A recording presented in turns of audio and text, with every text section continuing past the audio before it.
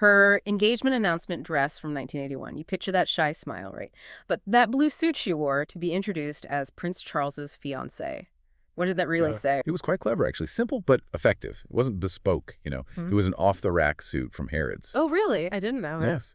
And the choice of royal blue, well, that was seen as a subtle nod, obviously. But the key was its accessibility. Previous royal fiancés, they often went for more subdued traditional things. Diana's choice, while elegant, felt fresh, modern, youthful, approachable. It sort of signaled a new era, didn't it? Captured the public imagination right away, her very first statement, and it landed beautifully. Understated charm. Right. And then just a few months later, from that quiet elegance, the whole world basically holds its breath. Her wedding day dress by David and Elizabeth Emanuel in 1981, I mean, arguably her most famous dress ever. It was a phenomenon. Beyond just the sheer size of it, what were the maybe hidden details or deliberate choices that made it so impactful, setting the tone for 80s bridal fashion? Oh, it was a masterclass in controlled spectacle. Yes, a 25-foot train, record-breaking. Apparently, it did barely fit in the carriage. Huh, I can imagine. But here's a detail I love. The Emanuels secretly hand-sewed a tiny gold horseshoe into the petticoats for good luck. Nobody knew for ages, A golden horseshoe. That's amazing. isn't it? And the materials, over 40 yards of silk taffeta, 10,000 pearls, mother-of-pearl sequins, all hand-embroidered. But what's really insightful is how it evoked that storybook princess idea. It was a conscious choice, a real contrast to previous, more understated royal brides. It tapped into this, collective desire for romance, escapism, especially during quite turbulent times. It wasn't just a dress. It became this huge cultural moment, influenced bridal wear everywhere for years. You showed fashion could be regal and totally trend-setting. Wow. But designing something that huge, that iconic, surely there was immense pressure. Were there like any criticisms? Maybe some thought it was a bit much? Oh, absolutely. Wow. While the public adored it, some fashion purists did kind of whisper it was over the top, maybe too theatrical, especially those massive puffed sleeves, the full skirt. Right, very. Very 80s. But honestly, the public reaction just drowned out most of that negativity. It was designed for that moment, for millions watching, and in that sense, it succeeded spectacularly. It's still instantly recognizable, revered even. That says a lot about its power, doesn't it? Yeah. Defined a decade for bridal style. Definitely. Okay, so from that massive cathedral spectacle, she then shifts gears a bit, something more personal but still elegant. Let's talk about her honeymoon departure outfit by Donald Campbell, also 1981, picturing her leaving for the honeymoon. This wasn't just stylish, was it? It felt like a little glimpse of the woman behind the spectacle. Exactly. That floral pastel outfit, it marked a really crucial symbolic shift. After all the opulence, the intense scrutiny of the wedding, this was like a breath of fresh air. Still perfectly chic, of course, but noticeably more relaxed. It signaled her move from the bride to the new royal starting her life. Hmm. It was a peek into her developing personal style. Less formal, but still curated. It showed her adapting, showed her wardrobe would reflect her journey, not just her title. A moment of quiet grace, really, before the full weight of her new role descended. And as she settled in, she quickly embraced evening wear for those formal cultural events. So, our next look from this early time. The V&A Museum Gala Dress by Belleville Sassoon, 1981. A big event at the Victoria and Albert Museum.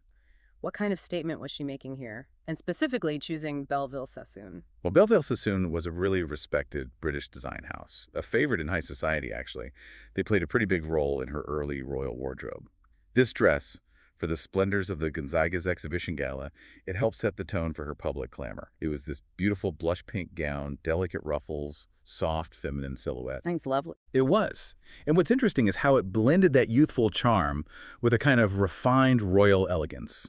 It was subtly moving away from the maybe more staid royal fashion of previous generations. It really solidified her status as a budding style icon right from the start. A princess who understood glamour, but, made it her own. These early choices, they immediately set her up as a global style figure, shaping public perception, foreshadowing the influence she'd eventually have. Okay, let's jump forward a bit now. We're moving out of that initial sort of fairy tale phase. Now we get into a period where Diana's style gets more confident, her role becomes much more international. This is where we really see her blossom, I think, becoming this dynamic, engaged royal on the world stage. Kicking off this section, a really memorable image, the The dress she wore while dancing in Melbourne in 1985. You can just picture that lively scene, right? Her on the dance floor with Prince Charles. What did this outfit say about her becoming more dynamic, more engaged? Oh, this one perfectly showed how her fashion allowed for movement, expressed that vibrancy.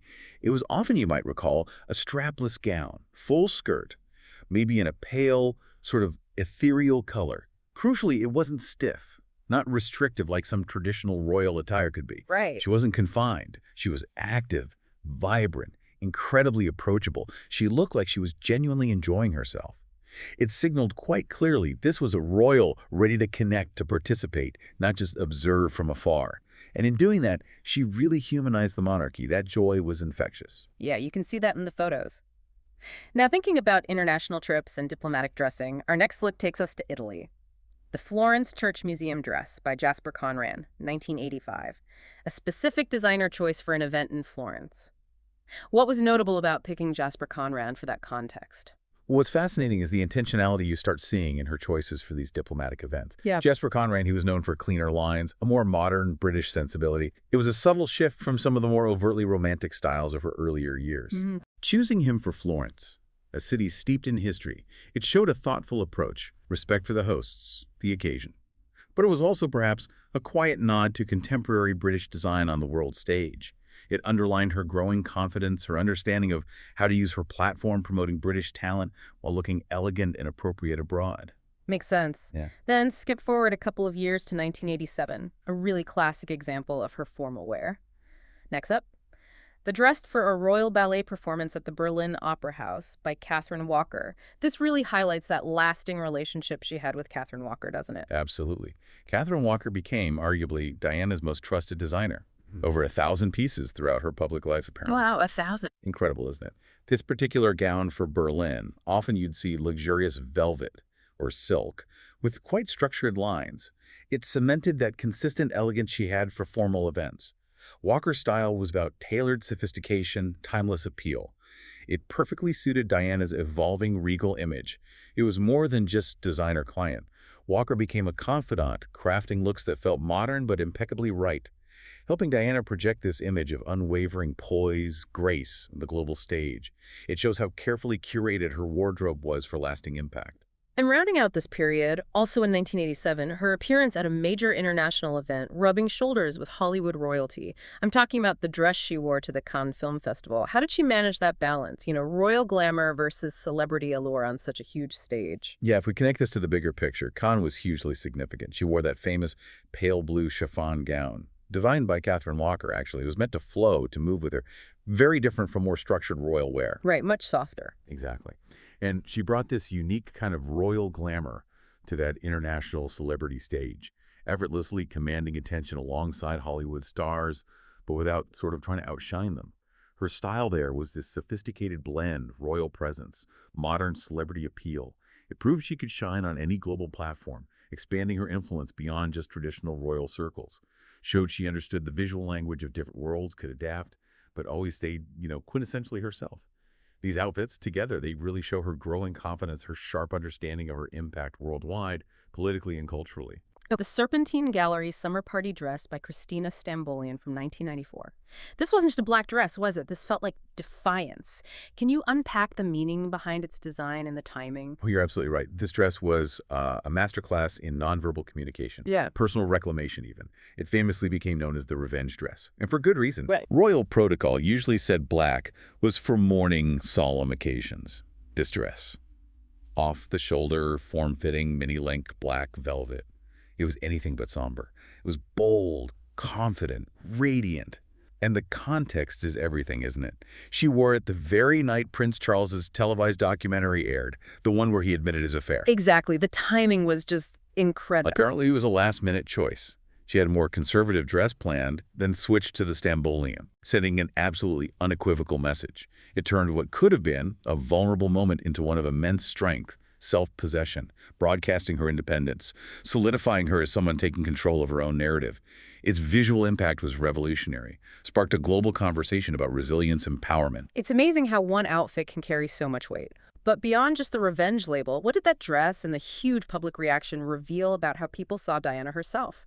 Shifting from royal figure to powerful, independent woman. It was totally pivotal. The Yeah. public didn't just see a royal anymore. They saw a woman choosing her identity, asserting her emotional truth through fashion. It showed her agency, her ability to command attention, respect, on her own terms, separate from the institution. It moved her beyond kind of the victim narrative, recast her as resilient, and it resonated deeply, especially with women worldwide. A universal message. Finding strength in vulnerability, using your platform for self-expression, not just conformity. It profoundly changed how the world saw her, cemented her image as a style icon with real substance, an undeniable force.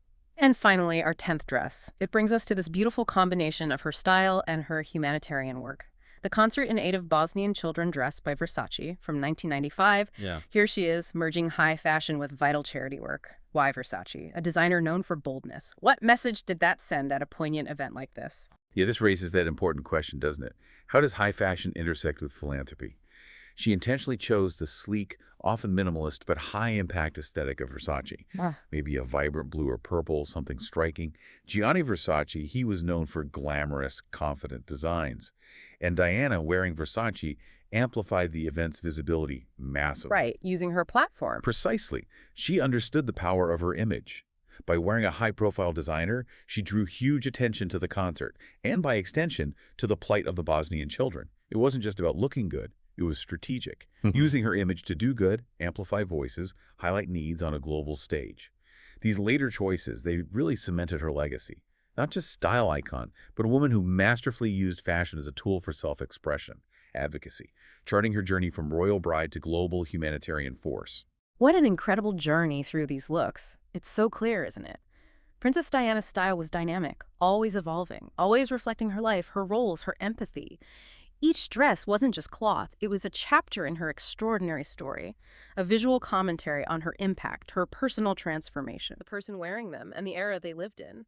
We hope this deep dive into Princess Diana's iconic style has given you plenty to think about, maybe a new lens to view the power of fashion through. Until next time, keep exploring, keep questioning, and stay curious.